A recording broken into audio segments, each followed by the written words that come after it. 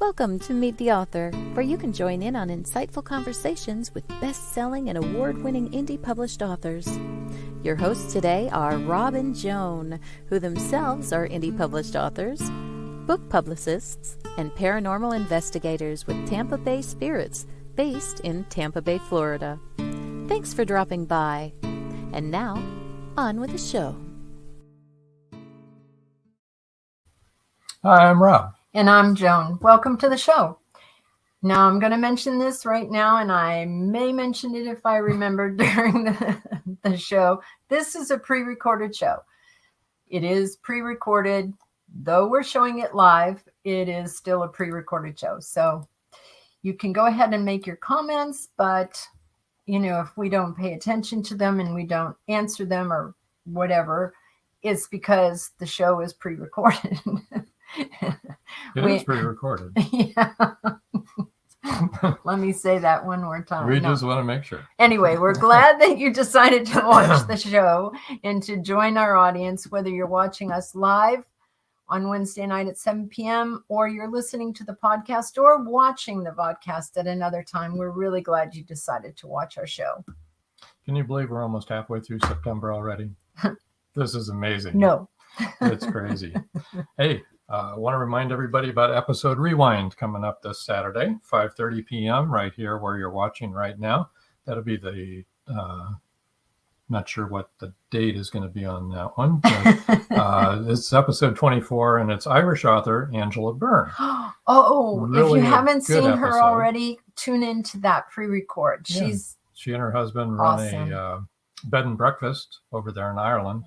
And she writes about their Irish history of the area there. She's also an Irish singer. She's been on Irish TV. I mean, she's really a fascinating person. And she comes to San Diego every year and is the ambassador on the St. Patrick's Day parade. Yeah. I don't think she has since COVID, but yes, she did. She came.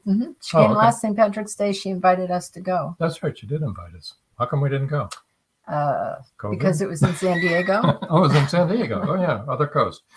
Oh, well.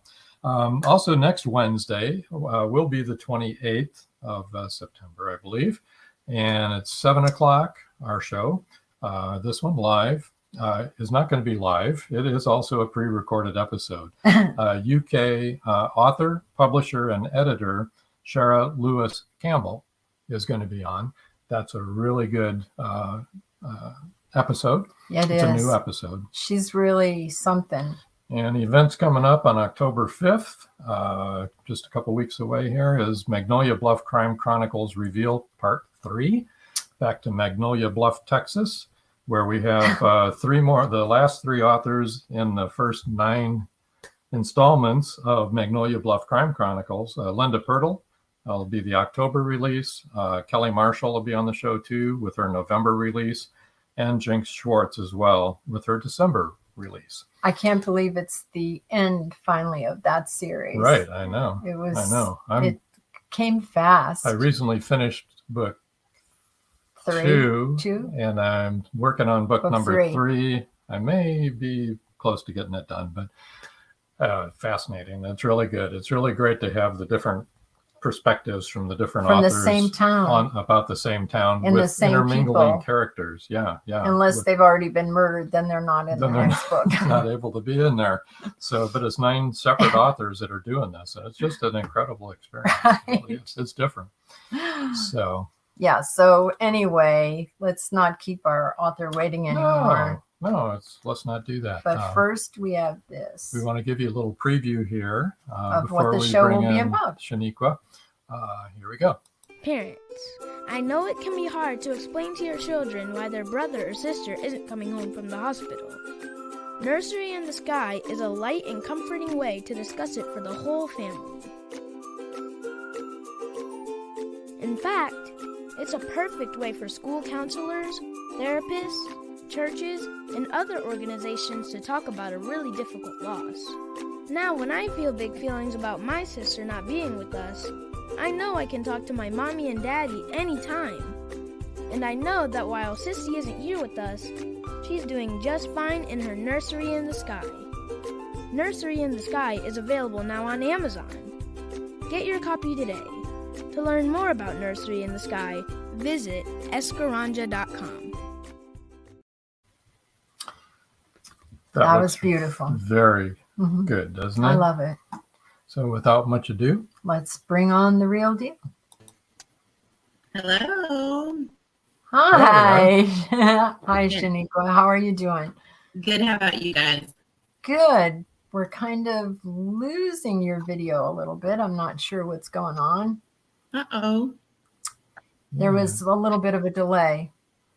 I see. Can you guys hear me okay? We can. We can now. Yeah. Whew. That was a little strange. Scary at times. Well, it is a pre-record. We could have just redone it. Well, that is true. That is true. Not exactly world ending, is it? No. Well, this is a very important subject that you've written about. And I don't know if you'd like to talk about that a little bit. I would. So infant loss is very important to me because it is something that my family has experienced. Actually, not just myself, but my siblings as well. In my big family, we have lost 7 babies over the course of, I think, 10 years. So it is a near and dear subject to us. And we do whatever we can to bring comfort and awareness to the very real topic of infant loss. And I thank you guys so much for letting me come here today and talk to you guys about it. Yeah, well, thank you for coming here. As you know, we experienced that in our own family, an infant loss. And it happens to a lot of families across the board. Doesn't matter who you are. In fact, it doesn't matter what your socioeconomic group is. Everyone has experience. But this is something that what you're doing here is something that we don't really think about a lot, and that's how are our children dealing with this loss? It's hard. We think about processing our own and then we go on, but how are our own children? Yes. So, it's interesting because, 1 in 4 pregnancies can result in loss. That's a lot. Just the thought that many losses can happen, you would think that we would have more resources out there, not just for the family, as far as the parents who are experiencing the loss, but for the children who are a part of those families. And when I was going through the loss, and of course, a lot of women, they spend a lot of time looking up different things because there's so many unanswered questions. There's so many things like, what could I have done differently? Or, you don't really get many answers. So you start researching. And in the process of that research, there wasn't really a lot of things that I saw that was specific to how would I talk to my child. Now, my oldest, who is now 8, he was almost 2 when this happened. And so he was still very small. He didn't understand what was going on, but he saw mommy crying. And believe it or not, even at that young age, that's scary to a child. They don't know what's going on. And I was in this really stuck place in my grief where here he is, and I'm seeing him right there. I see how he's clinging, trying to hug me. But at the same time, I'm in agony. And I don't know how to bridge this gap of being able to deal with my loss and comfort him in the process. And the truth is that happens to quite a bit of other families. And I knew then, well, not right then, but I knew eventually that this was something that I wanted to address. I wanted to be able to play even a small part in putting something out there that can bring comfort to a family, but also give them guidance on maybe how they can bridge that topic with their children, with their living children. Let me bring up the cover of your book. It's called Nursery in the Sky. And as you can see, there's a family Yes. standing in front of a house because it's about a family loss. Yes. And the little one there, the boy in the front cover, he's actually inspired by my little one's actual likeness at the time. Well, close to the time when we started writing it, that's what he looked like. And so the illustrator was able to capture him pretty much perfectly. Let me show your family so they can see what you look like now.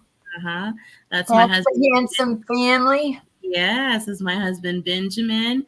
And then the oldest is Benjamin Jr. And then the youngest, my rainbow baby, that is Kingston. Why do you call him your rainbow baby? Kingston is my rainbow baby because in the infant loss community, a child after a loss is considered a rainbow after the storm. A promise. And so he is my rainbow baby. In fact, I always call him my little rainbow. I'm like, hey, rainbow. Doesn't mind for now. He's 6. I'm sure eventually he'll be like, okay, mom, with rainbow. No kidding.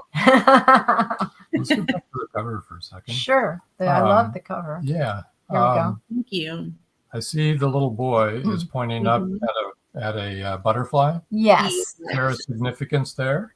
Yes. So for our family, butterflies are symbolic of our sweet baby girl. Our sweet angel, her name is Samantha.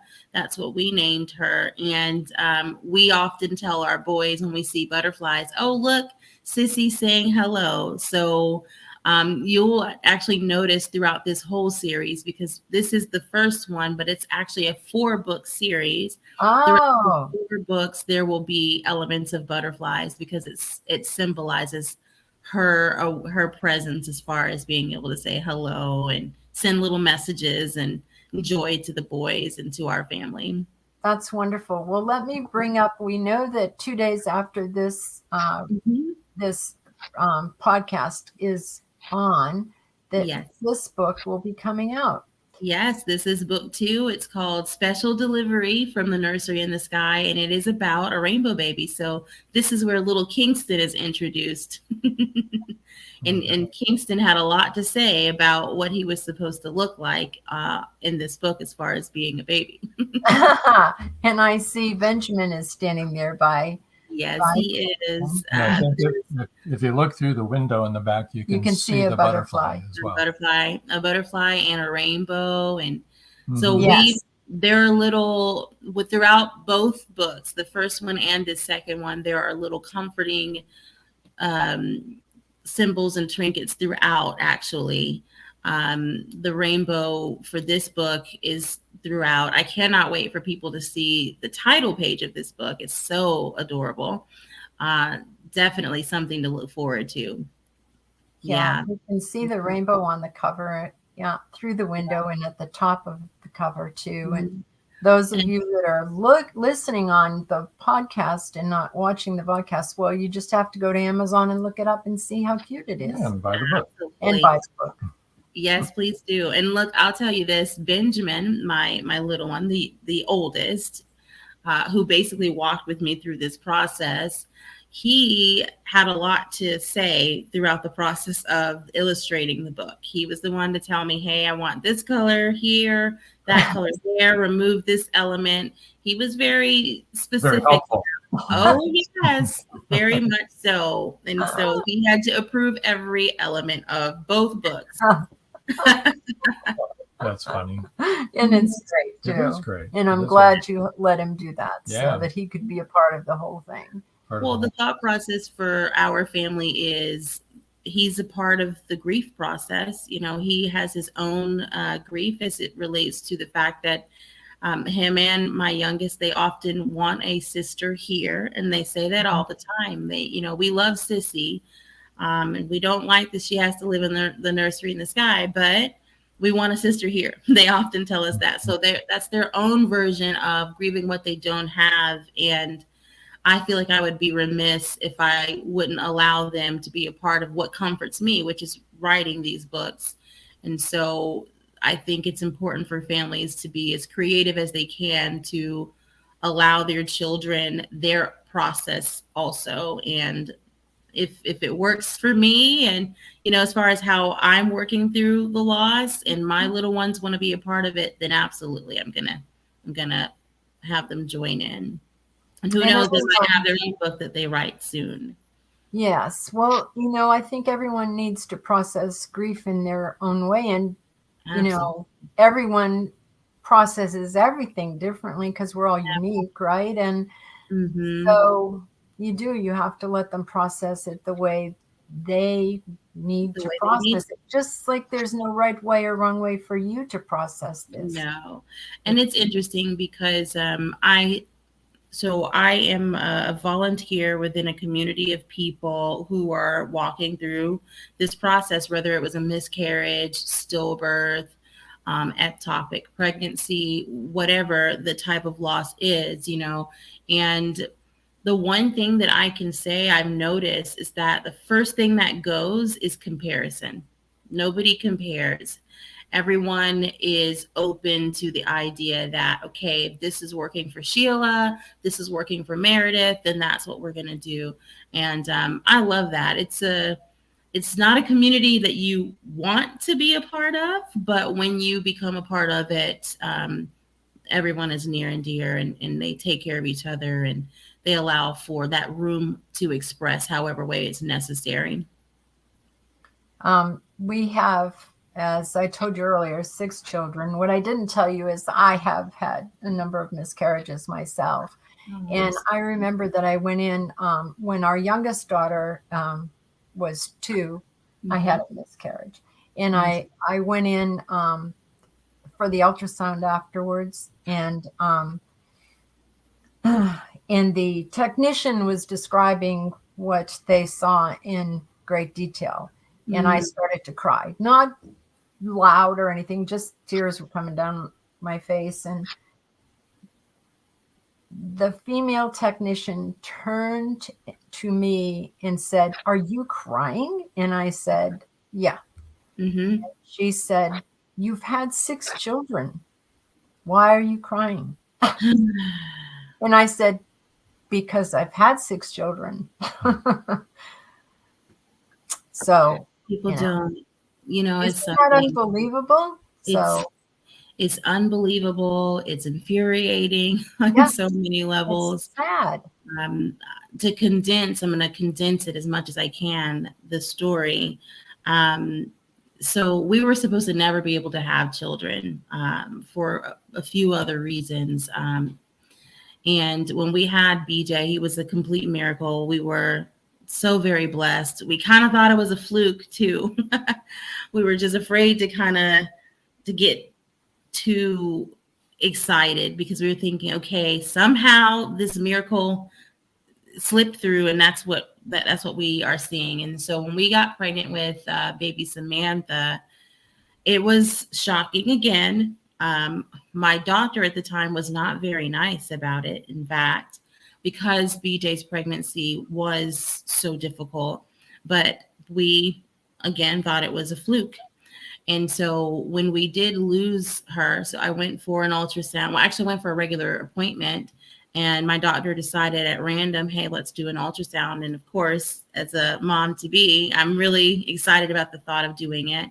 The tech, she asked me about the due date, and I told her what the doctor had told me it was supposed to be. And she goes, maybe they got it wrong. The baby's not measuring the way that they said.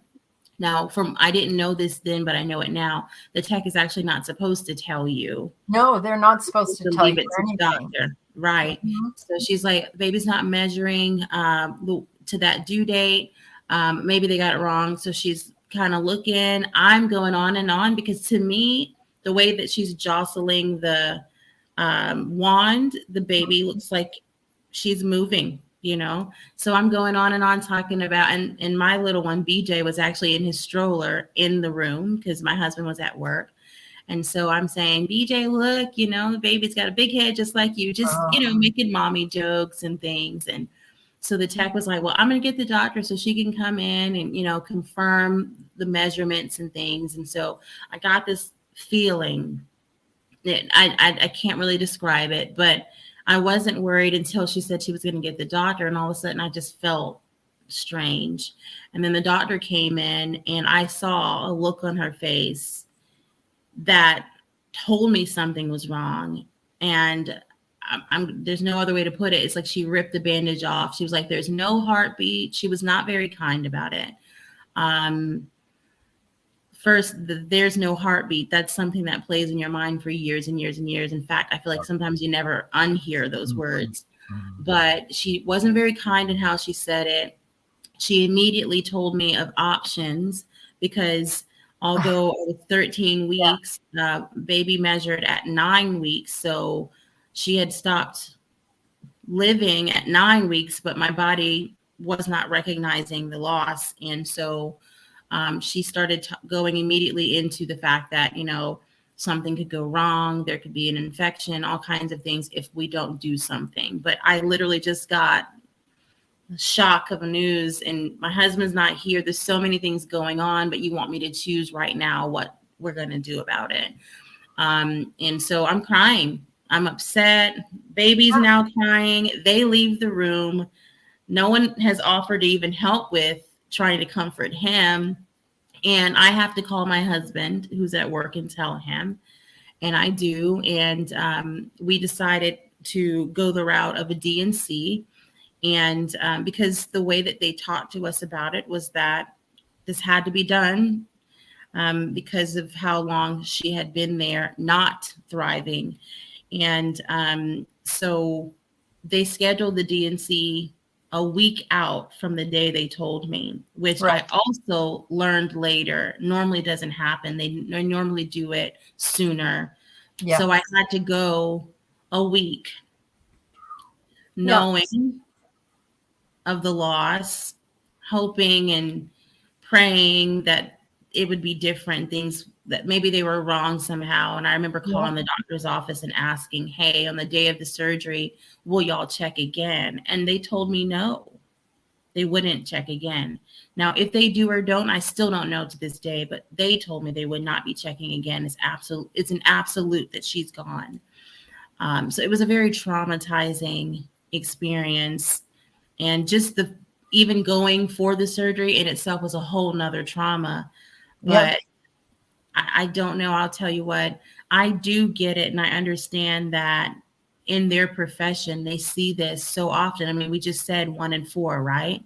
Mm-hmm. However, if there's a way to steel yourself as a medical professional, yet still be comforting and caring, that would be the way, but absolutely.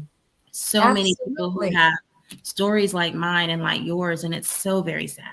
Yeah. Well, the thing is that it may be 1 in 4, but to you, it's your baby now.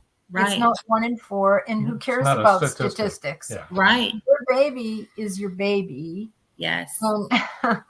once you're pregnant, that's your baby, and you start making plans for their life and their nursery and all kinds of things like that. Yes. And and I had more than one. And of course, they told me that I probably, wouldn't be able to get pregnant because I had a tipped uterus.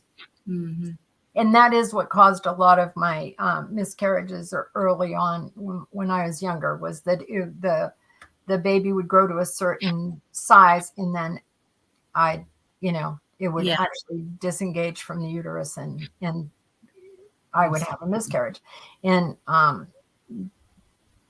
and now there are things that they can do that are able to carry it. But I'm 75 years old. So when all this was going on was a long time ago, and they hadn't done all of that stuff. And I think people, don't know until you've gone through it, what you're going through. And it affects not only you, but as you said, your whole family. It affects your husband. It affects their parents. It affects your parents. I mean, it just affects everyone. It's a huge loss. It's something that you're hoping for, planning on, right, and looking forward to. And it's literally ripped away from you. Right. It's something, because with BJ having been so small, the room is still set up, and our thought process was, we're just going to leave the room as is for this next baby. And so when we lost her, now we didn't know at the time that she was a girl. It wasn't until after the surgery that they did genetics testing and told us that she was a girl. But I couldn't go in the nursery. I couldn't go in there. That door stayed closed. I don't even know how long at this point. I think it was almost a year. And there were some really kind friends who tried every now and again to ask me if I was ready to go in and take down baby stuff and things of that nature. And there were times I wasn't ready, but when I was ready, we did it. It was very hard. But we took care of what was needed. BJ ended up being a baby that slept in our room because I didn't want to go in the nursery.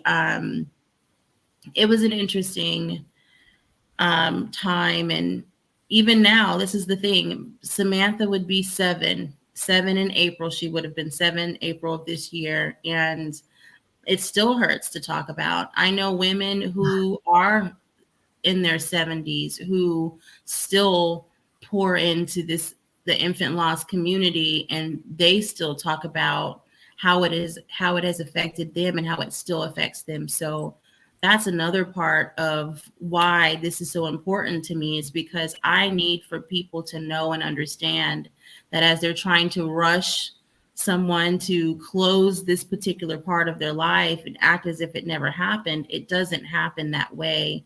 And it's an unfair expectation, because this is what I say.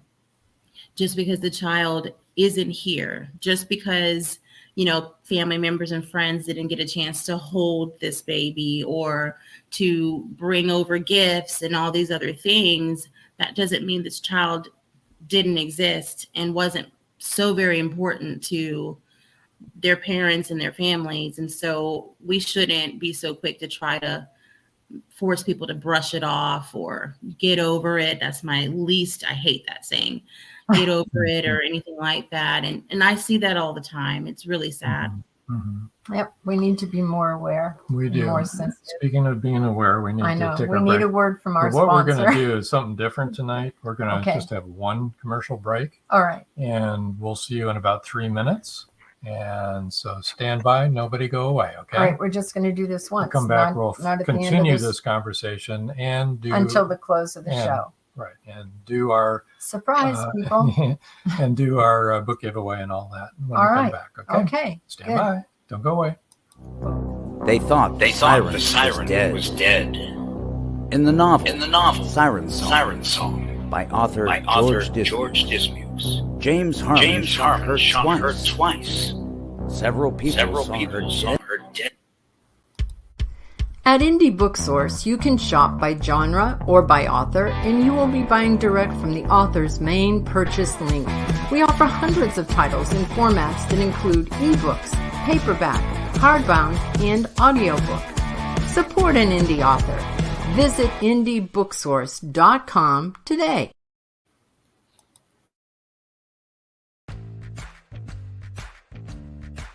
Live every Wednesday, your Voice of Indie hosts Beam Weeks and Stephen Gees welcome authors, musicians, publishing industry pros, artists, and assorted creative guests for an exciting interactive hour. Call in during the show or post questions and comments on Twitter for responses in real time. Meet your favorite indie creators, learn inside tips, network, and promote your work. The link for each week's show is pinned on Twitter atop @VoiceOfIndie. And you can receive the link every Wednesday morning in your inbox by subscribing to our newsletter at freshinkgroup.com. Check out Voice of Indie every Wednesday on Blog Talk Radio and catch hundreds of episodes archived everywhere from our websites to our YouTube channel and Spotify.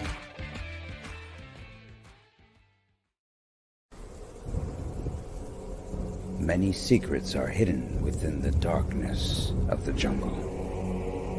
Behold, this one about a man, a woman, a black jaguar, and an ancient Maya legend. Two Faces of the Jaguar is a novel by George Dismukes that will take you deep into the jungle and capture your imagination until the last word. Two Faces of the Jaguar is book one of a trilogy. Two Faces of the Jaguar, where only the adventurous dare to read. Two Faces of the Jaguar, The Lost City, and The Jaguar's Quest are available on Amazon.com, Barnes & Noble, and many other bookseller websites. Two Faces of the Jaguar, the book people are talking about. Get your copy today.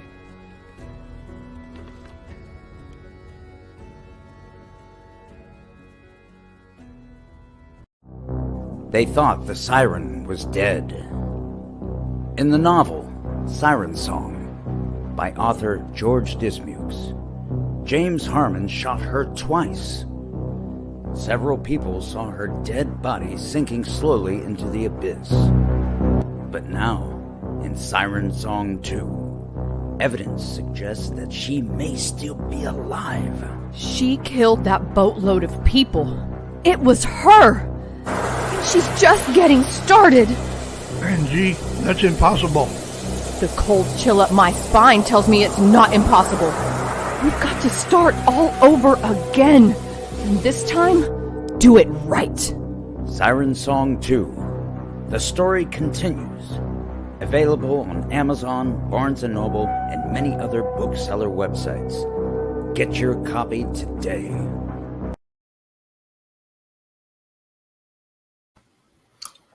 Oh, welcome That back. was a little strange. Yeah, sorry about the little technical glitch Siren there. Song but, 2 was very echoey. I don't know what was going on there, yeah, but second time it ran fine. So. yes. Anyway, thank you for your patience and welcome back.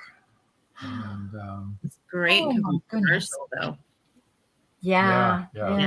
Good books. Yeah, that's being made into a movie. Yeah, Siren Wow. Song is being made Siren into a movie. Song, and then Siren Song 2 will be a movie, and then the Siren Hunter will They're be they're a almost in series pre-production right at this point. So for Siren Nice. Song. they're still ironing out the last bits of it, but Yeah, pretty cool. pretty exciting. Your book would be a very sad book to be made into a movie, but It would. It would. it, probably might be a good thing too. I wanted to ask you, talk about the community. Where do you come together? I mean, how do you, you say you're in contact with a lot of people. So when I first experienced the loss, of course, you don't really know communities like that until you need it. There's an amazing community here. It's called Naomi Circle. It's led by a wonderful lady named Christy Bother. And she, if I remember correctly, has lost 5 little ones. And Naomi Circle is, I don't know how a lot of us would do it without it. A church welcomes the group in to use their space, their facilities, to come. We get together once a month to be able to talk about what's going on, how we're feeling.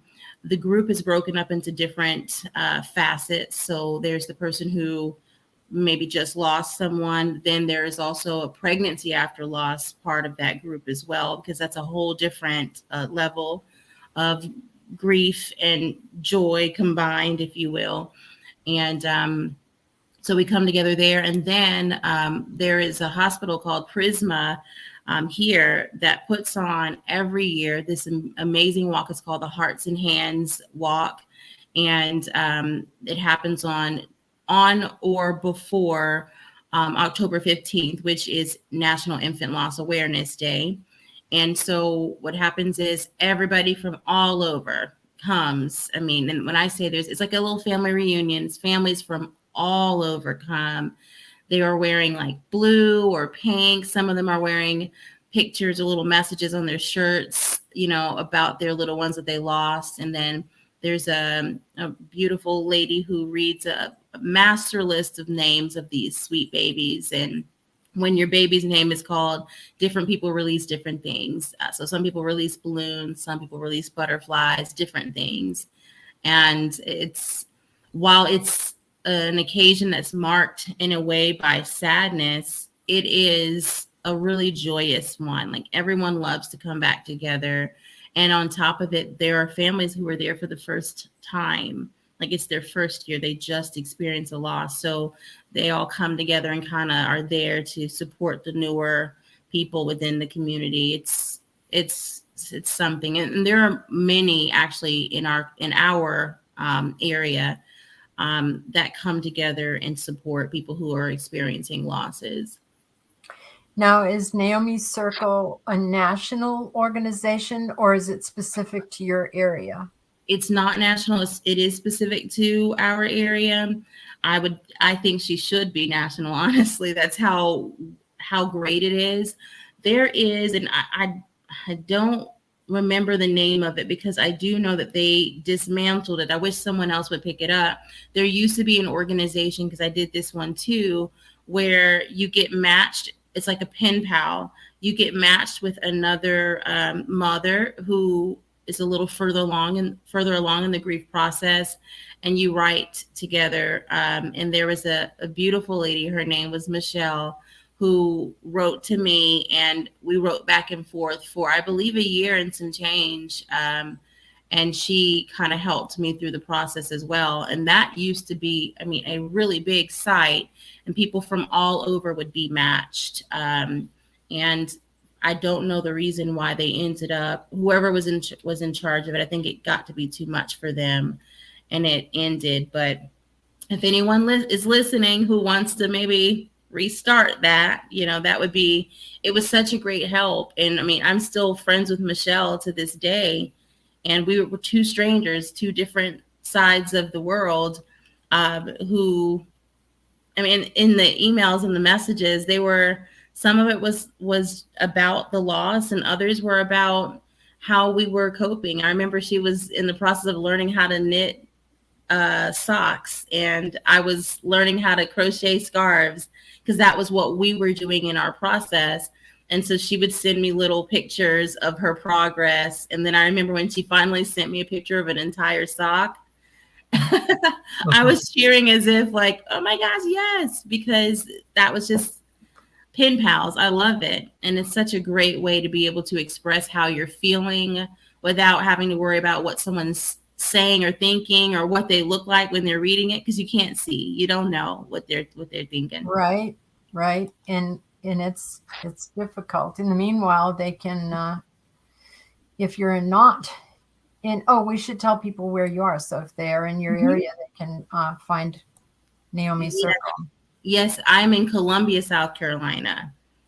And Naomi Circle, what I'll do is I'll make sure I put in the comments later when this streams, I'll make sure I put the links to Naomi Circle. I'll also look to see if that site with the pen pals has been reinstated.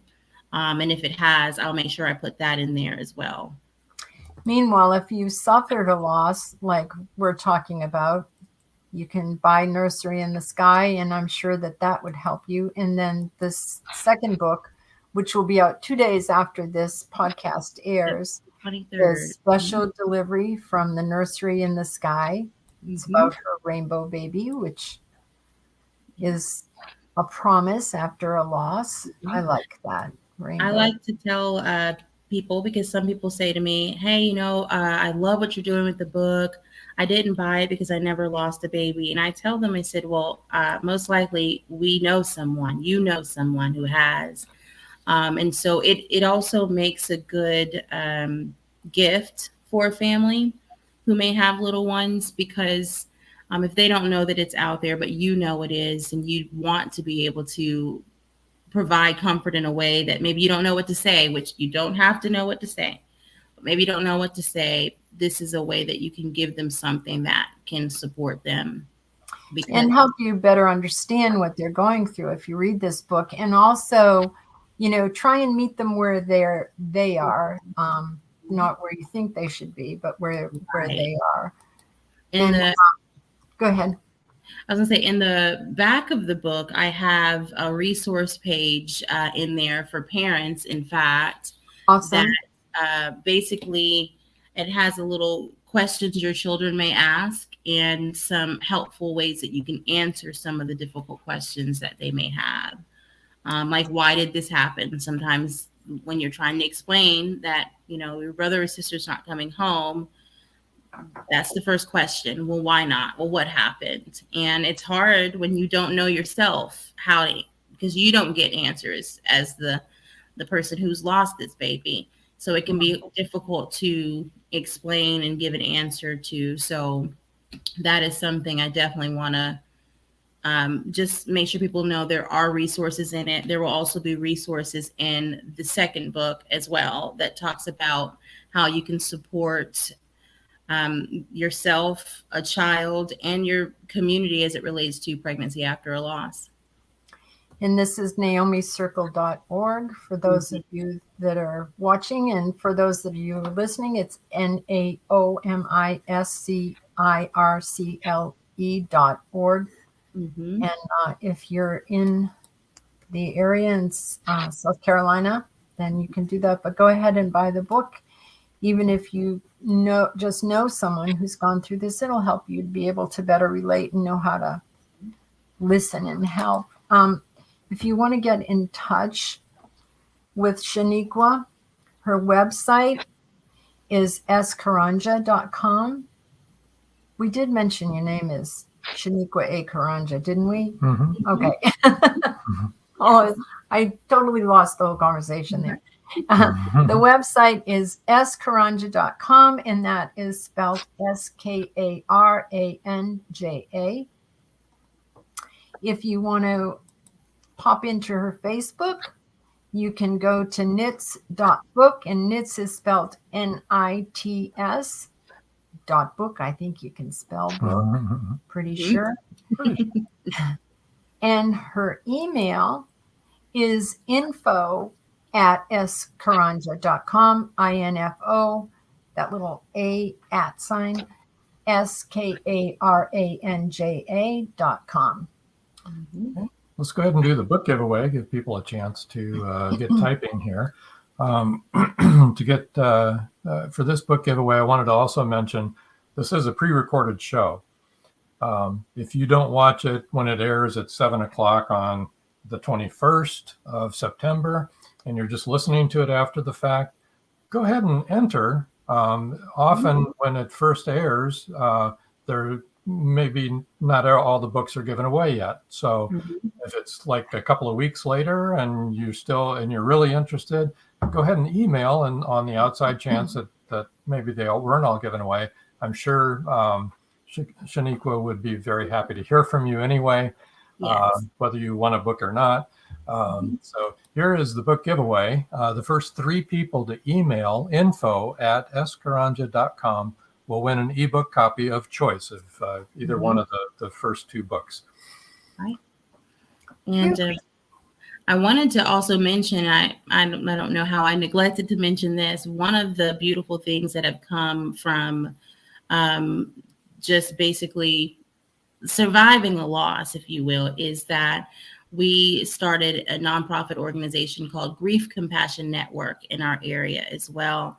And so Grief Compassion Network is where we provide counseling to grieving families. And we provide this counseling a certain number of sessions at no cost. That's wonderful. When a person is going through a loss, there's a lot that they have going on. There's a lot of financial responsibilities that are connected that people don't realize. You're taking time off work. There may be a ceremony or something that you're doing. And so for that reason, we want to make sure that people have the opportunity to get the support that they need, and that they're not held back by costs. So Grief Compassion Network is in our local community, but we provide these services locally and virtually for those who may need it. So, and how is there a website for that? Yes, griefcompassionnetwork.org. Okay. Grief Compassion. It's a nice short name. Super long. Network.com. .org. .org. .org. .org. .org. Griefcompassion.com. .org. Oh, geez. That's a long one. Good. Glad it's not .net. That would be very confusing. Yes. So here we call it, within the organization, we say GCN. Just to shorten it, it is a mouthful. That's not going to work on trying to get it on the internet. Unfortunately not, no. But so basically what happened is finding counseling after a loss, like grief supports, there were so many that wasn't an issue at all. And I'm grateful, so very grateful to the many people who put the time in to provide grief support to those who need it. But trying to find a counselor for myself at the time was very difficult. And I also remember the process of having to basically go into that room, the nursery, and take everything down. It was just jarring. It was so much. And while I was in different support groups, I heard a lot of families talking about what they were going through with taking down things in the nursery, or there were other losses in the room too, where we may have had some seniors who had just experienced a loss and they had a whole house of stuff that needed to be packed up and moved out. And so that's basically what got Grief Compassion Network started, because at one point before the pandemic, we also went in and helped people pack up the things that their loved one left behind. And eventually we will be able to get back to that particular part of the mission as well. But that's actually what led me to become a counselor. So I am a pastoral counselor, and I work with people from children all the way up to seniors. Grief, marriage, and family are my specialties, and I love every bit of what I do. That's Good. awesome. That is good. On the writing end of things, as time grows a little short here, this is your first book that you've written, correct? Well, now she's written two. Yeah, well, you're in the process of the second one, but I mean, what was it like going into getting started doing it? What kind of obstacles did you run into? Because you weren't someone who was, burning to write a book. This came out of necessity, right? Right. It was it was, so poetry was something I used to write all the time when I was younger. And when I first experienced the loss, I wrote a lot of poetry, and they were very dark. But it was a part of just emoting and getting some of that expression out. And when I started seeing that there really wasn't a lot there specifically for children, as it relates to them experiencing this loss, I knew I wanted to do something about that. And that's kind of what got me started. There were a few obstacles, one being that I was grieving myself. And so that was a little hard, because it was a matter of being able to get what needed to be put on page, but also make sure that it's not so heavy and overwhelming. So battling my own feelings as I was working through the process of writing, that was probably the biggest obstacle. But the goal of the project was for it to be something where when parents are reading this book to their children, the child is getting understanding, but the parent is getting comfort also. So it's a family book, although it is a children's book. Yeah, that's quite a balance to have to achieve. Oh, yes. But I like children's books, so Yeah. I don't think I'm the only one. You're not. I like children's books too. Yeah, it's fun to read them to children. So, and you always learn something. I mean, we have a grandson that liked trains, and so I learned an awful lot about trains. Yeah. Reading him children's books about trains. Yeah. Now you're going to have book number 3 and book number 4 that we can be looking forward to. And this will also deal with the same subject? Well, book 3 is going to be a coloring book, and it's actually called Butterflies in Kindergarten. So it's a book that's specifically about a little one going off and leaving home to go to school. And sometimes there could be separation anxiety with children after they have experienced loss in their life.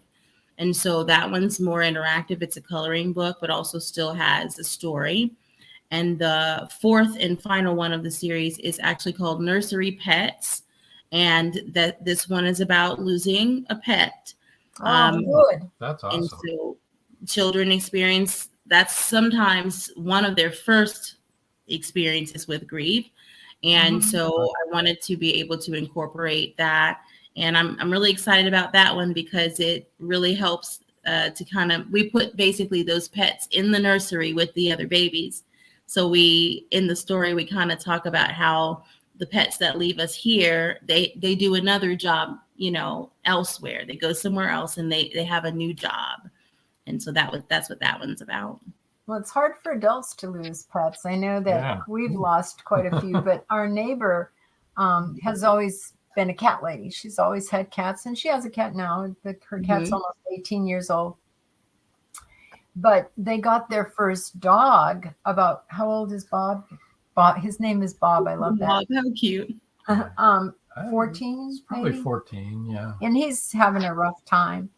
And she said to me the other day that this was her first dog.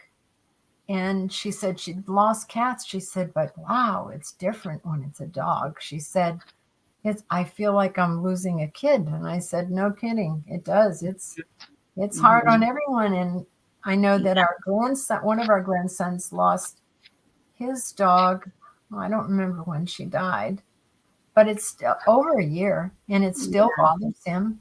It doesn't, well, I won't say it never gets better, but it stays with you, Well, our last dog that we lost was a little poodle. Her name was Rachel, and she'd had a rough life. She got cancer, and this was crazy. Our vet had been our friend. Okay, so by the time she passed, he had been our friend and our veterinarian for 20 years, and so he'd gone through a lot of dogs with us.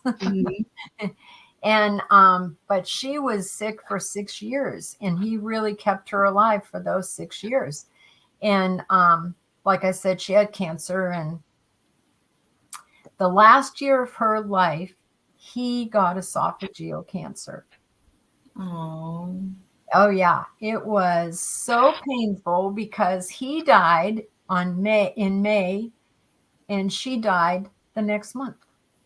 Wow. And it was horrible because we didn't have Bruce with us to help us through the loss. He'd always helped us before, and then it was awful to see him going through his struggle, and he's still trying to help us and her. And it was just a very difficult time. So death is something that happens to all of us. We're all going to die. If you don't know this yet, people, here's a spoiler alert. Yes. What? Yes, everybody experiences loss. It's true. And for some reason, it's something we don't talk about a lot, It's interesting. I get on a big soapbox about this, and I try not to, but I really do wish we would, as a society, talk about it more, because the truth is just like breathing, death is finite. It is absolutely a part of the circle of life, if you will. Yeah. And when we don't acknowledge it and we don't want to talk about it, we don't address it, then we don't prepare. We don't allow people the time to prepare. And I often say that how children grieve, or their grief style that they learn from their families and the people around them. So if you are a family that don't talk about loss, or if someone does pass away and everyone's trying to be strong and no one's expressing any emotion or thought or anything, then that's what the kids learn. And it doesn't mean that that's who they are. That's just what they learn. And so when they do get older and they start experiencing real losses, they then battle with who they are and what they feel versus what they've been shown they're supposed to express. So we're doing the community a disservice when we don't talk more about grief and loss and the different layers of bereavement.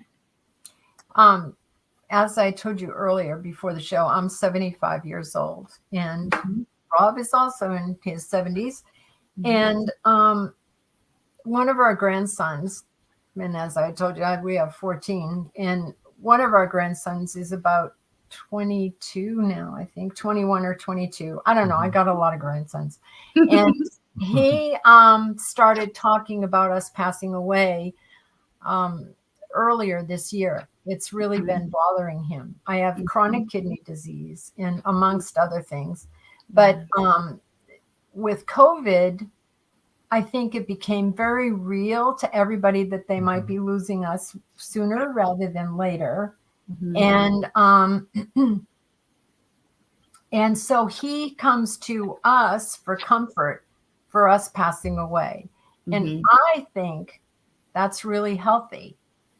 I think it's really healthy that he can say, I don't know what I'm going to do when I lose you, you know? Yes. And it's healthy for us to be able to say, you're going to be okay. You know, we're going to be close to you always. You can always talk to us, whether we're here in the body or not.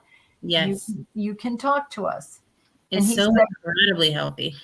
Yeah. And he said, our family has always been a pretty open family.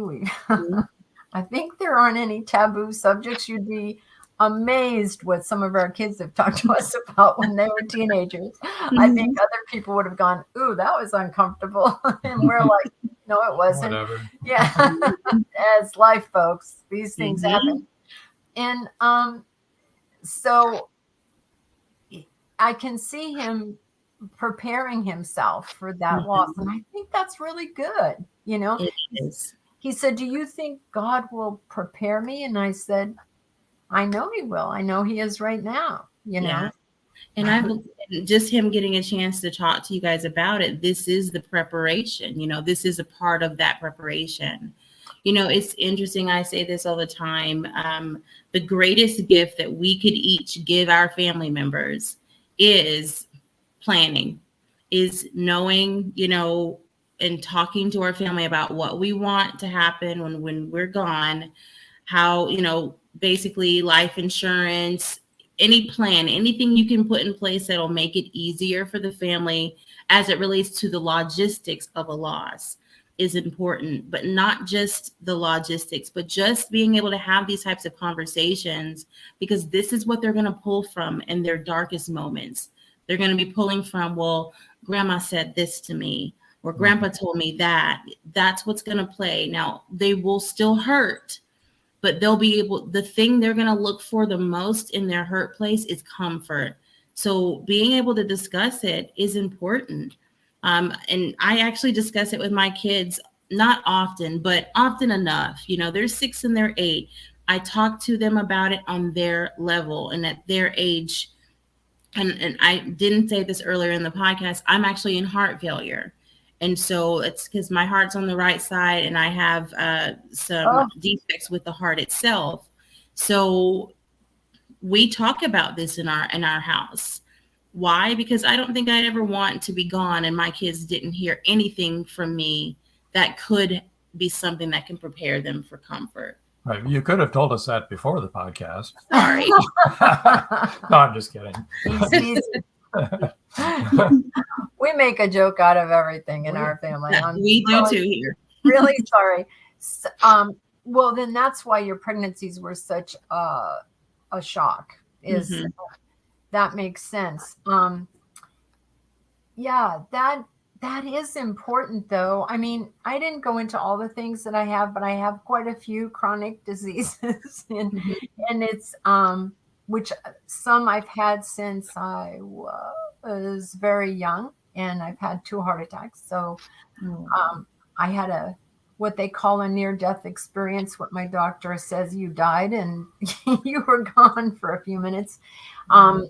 So I just think it's something we all need to talk about, because just because your heart is on the right-hand side of your body doesn't mean that somebody else isn't going to die before you. That happens all the time. None of us know how long we have on this earth, but we do know this: we're all going to die. Right.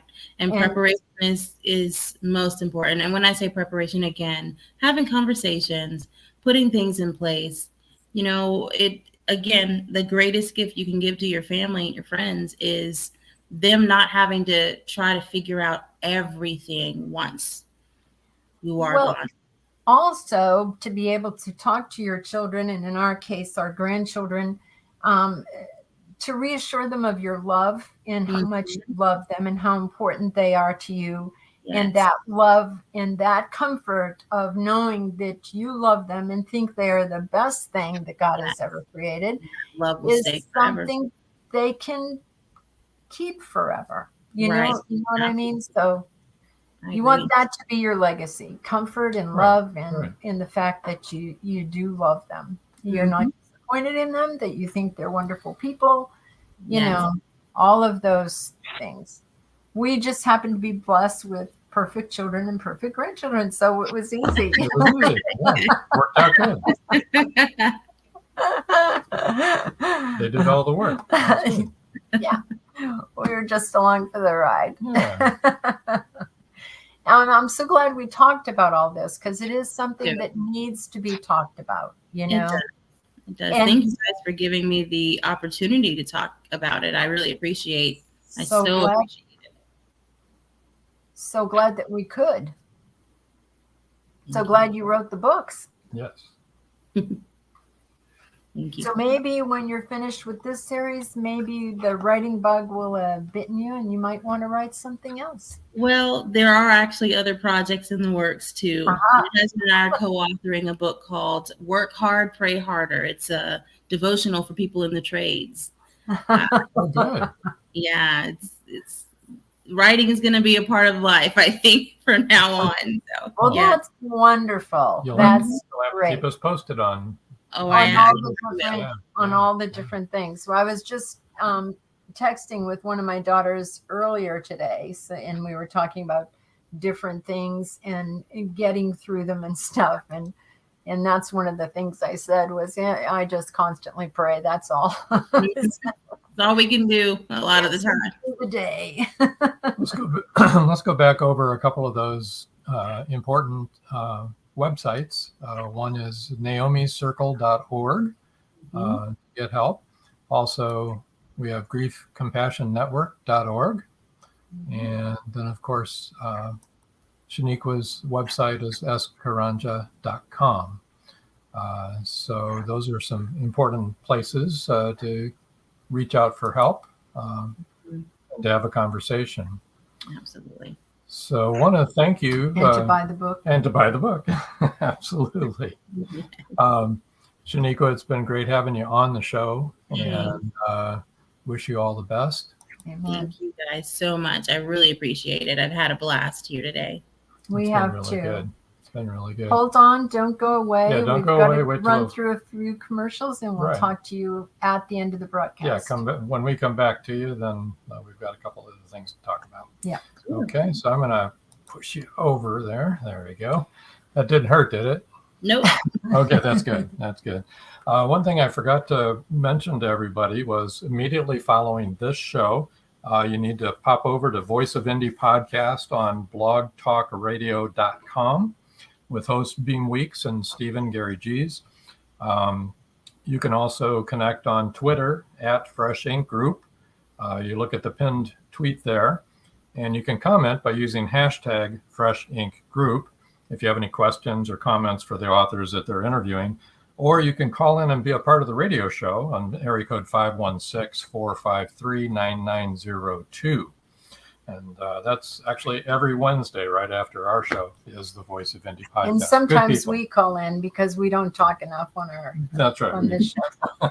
So then we have another hour. And of course, next Wednesday, don't forget to join us for UK author S. Lewis Campbell, author, publisher, and editor. Don't miss her. Really good episode. Yes, it is. So it's fascinating. I guess that's pretty much all we have to talk about tonight. I think so too. Until next time. That's all, folks. Night. Thank you for joining us here on Meet the Author. Make sure you stay up to date with our show by clicking like, follow, and share. And you can find us on Spotify, iTunes, and more. See you next time on WLFE-DB.com.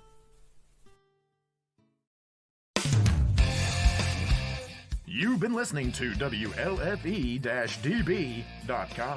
where our shows are your shows.